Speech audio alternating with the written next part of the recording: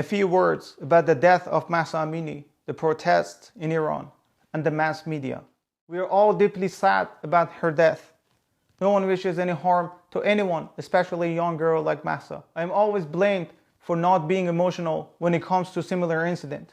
It's not that I'm not emotional. In fact, how can you not be emotional about something like this?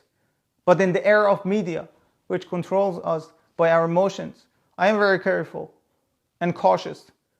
I tend to not believe everything I see and read online, even if everyone is talking about it. Just because everyone talks about it, it doesn't make it right.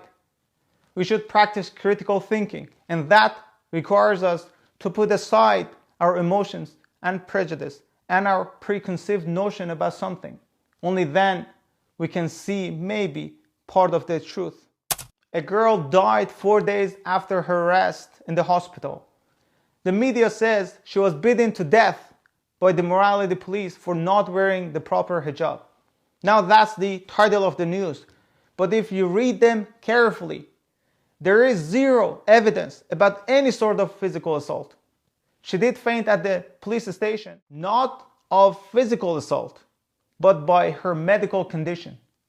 There is now hard evidence that she had brain surgery at the age of 5, and her brother confirmed that she did have a history of passing out several times before. And her medical record shows that she was going to a brain specialist for several years. It's sad she died, and it's important the authority follow up and find the exact reason.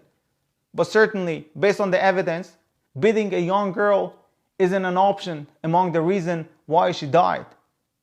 Now we can deny all these facts and just let the media control our emotion and lead us to violence.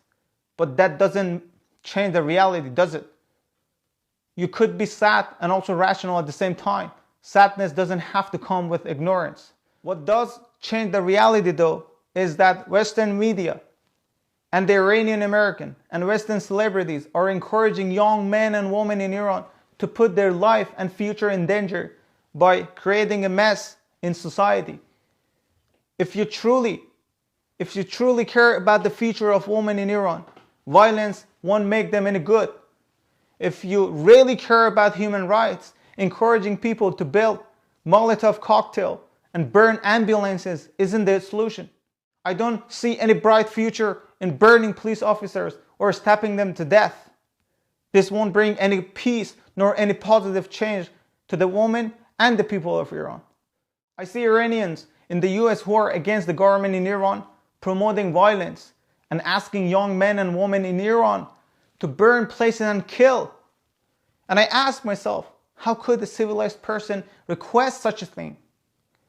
How could they put the lives of young girls and boys in Iran in danger by pushing them towards killing others and turning them into monsters and killers? And the next question is, such people with this type of mindset living among us, among the rest of the American in this society, should I be worried about my citizens and friends and family?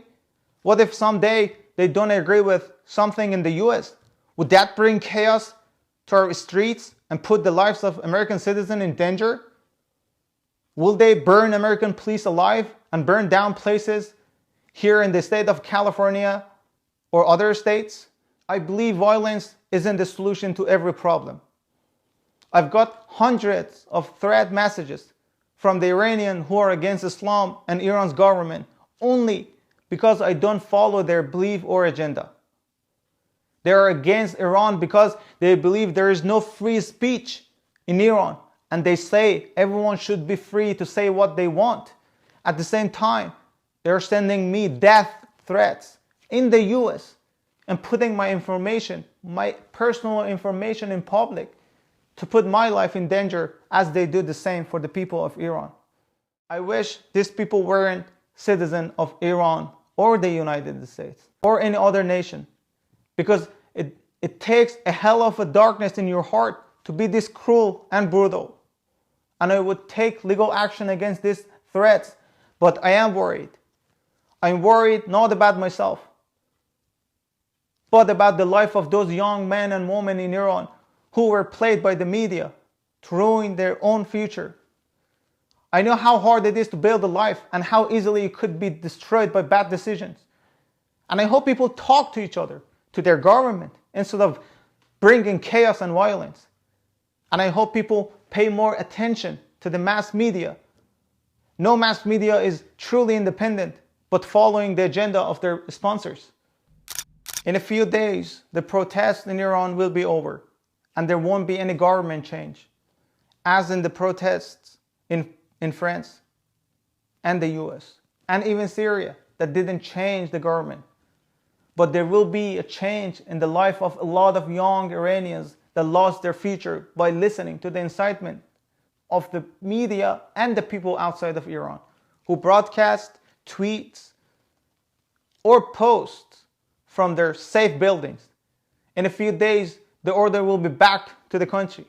But what won't be back will be the life of that police officer that was burned alive or cut their throat, and the ones that had a chance to live or have a normal life, but is either dead or will expect an unknown future.